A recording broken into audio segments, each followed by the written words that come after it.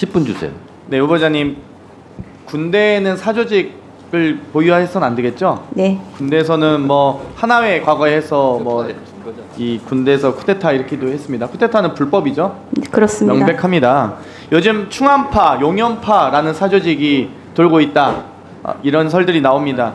대통령 경호와 관련되지 않은 이 수도방위 사령관, 특전사령관, 방첩사령관 등을 이 대통령의 경호처장이 대통령의 경호란 구실로 만남을 굳이 출입 기록까지 숨기면서까지 만난 것이 지금 언론에 보도되기도 하고요. 문제 제기가 되고 있습니다. 실제로 대통령 경호안전대책위원회의 업무 분장에는 특전사가 포함되지 않습니다.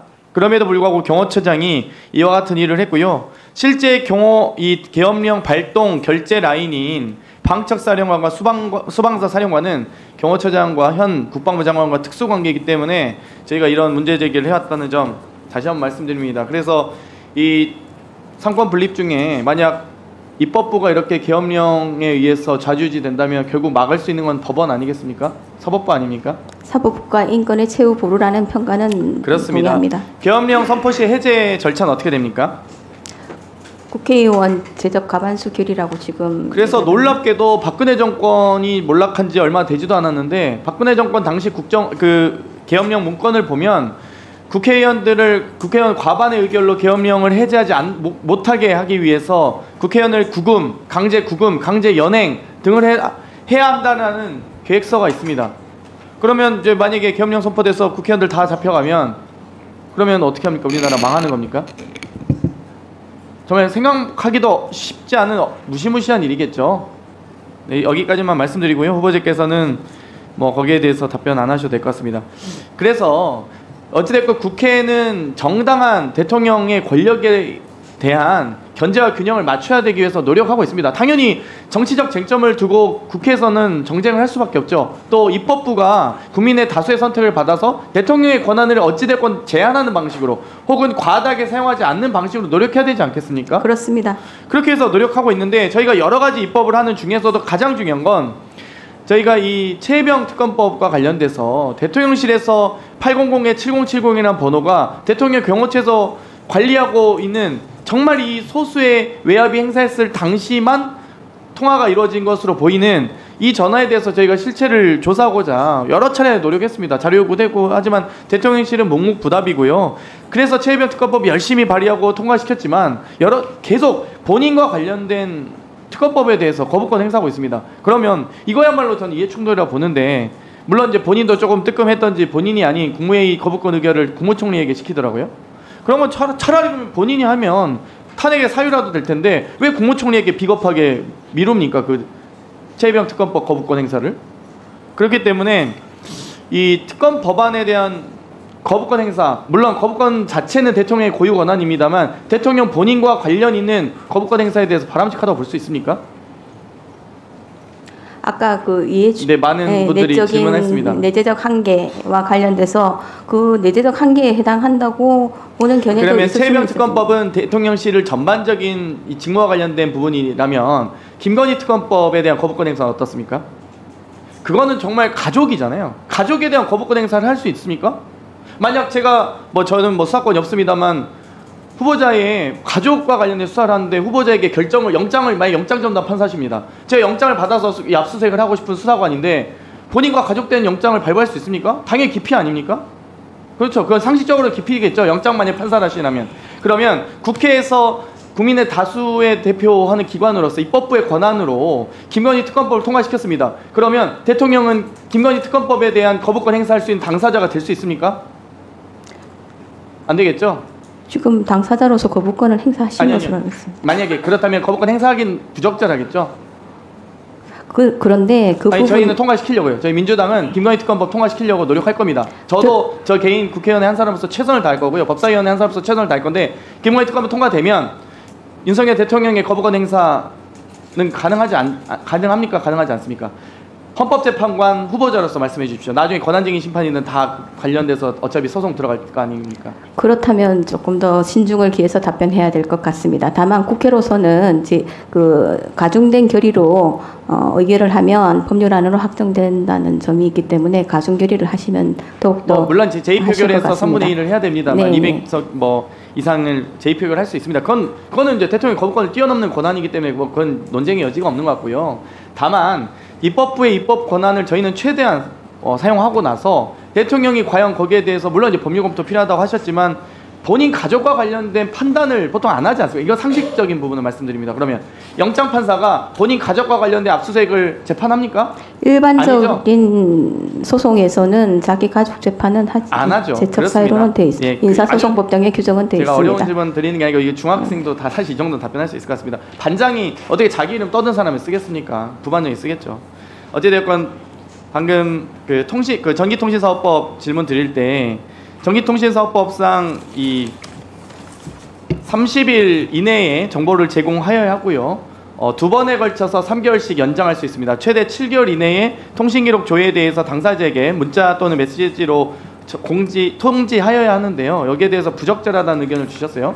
근데 문제는 3개월씩 연장하는 사유도 증거인멸이나 도주, 증인 위협, 피의자 또는 사건 관계인의 명예와 사생활을 침해할 우려가 있을 때만이 3개월씩 연장을 할 수 있습니다. 그런데 이번 1월 4일날 발생했던 올해 2014년도 1월 4일부터 5일날 발생했던 통신기록조회, 무분별한 통신기록조회는 대부분 다 총선을 넘기기 위해서 3개월 연장을 거의 대부분 다 권한을 사용했습니다.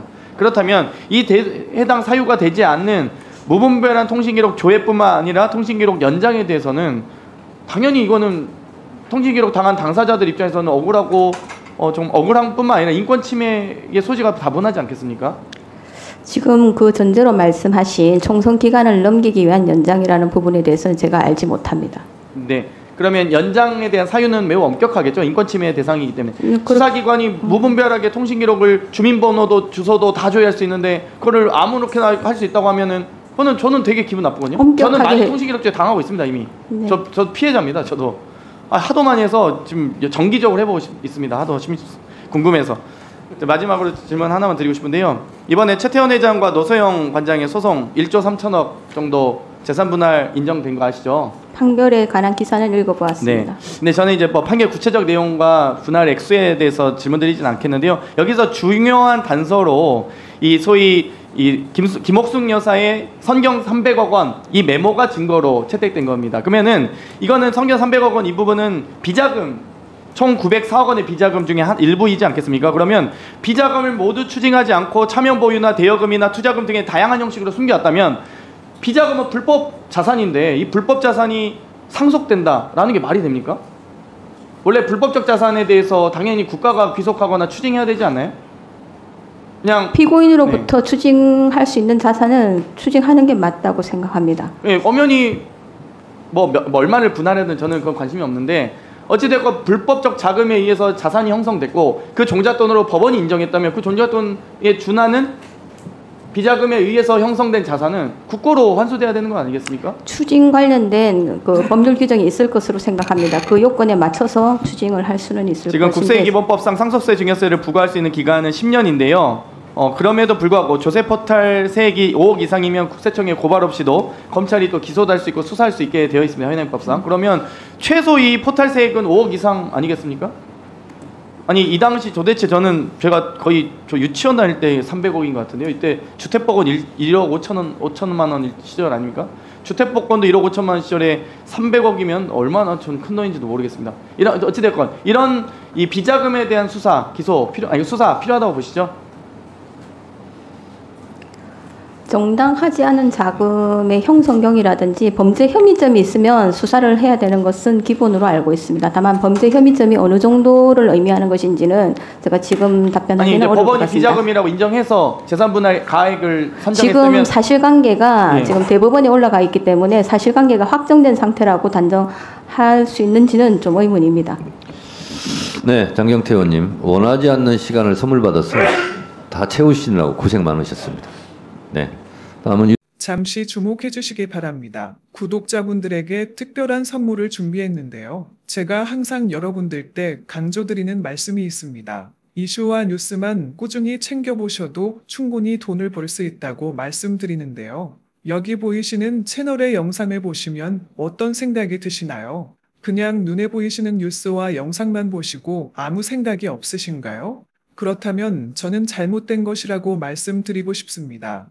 그 이유가 무엇이냐면 제가 8월 초에 뭐라고 말씀드렸나요? 지금은 바이오에 관심을 가져야 한다라고 뉴스만 보고 넘기지 마시고 투자를 직접적으로 생각해봐야 한다고 말씀드렸는데요. 이런 썸네일들과 영상을 통해서 충분히 구독자님들께도 전달이 되셨을 겁니다. 이런 바이오 이슈가 되었을 때 부자들은 어떻게 생각할까요? 바이오 관련주는 무엇이 있는지, 어떤 종목이 가장 좋을지, 어디에 투자해야 돈이 몰릴 수 있는지 자연스럽게 생각한다고 말씀드렸습니다. 지난번에 구독자분들과 함께하는 주식으로 수익 내기를 진행했었는데요. 100% 무료로 진행을 했고 이 사진을 보시면 아시겠지만 구독이라는 문자 메시지를 남겨주신 모든 시청자분들께 이렇게 바이오 관련주 중에 가장 급등할 확률이 높은 딱 한 종목을 드렸습니다.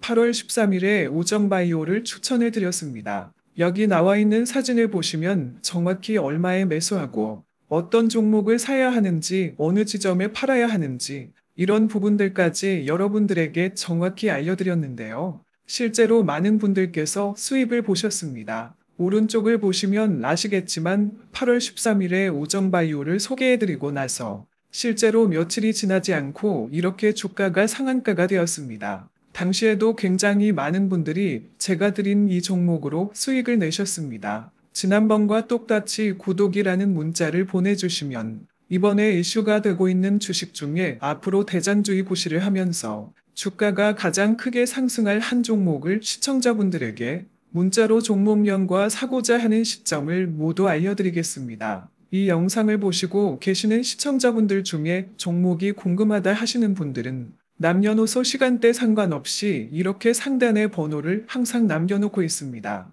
전화번호 010-8025-2352 똑같이 무료 급등 주식 문자를 보내드리겠습니다.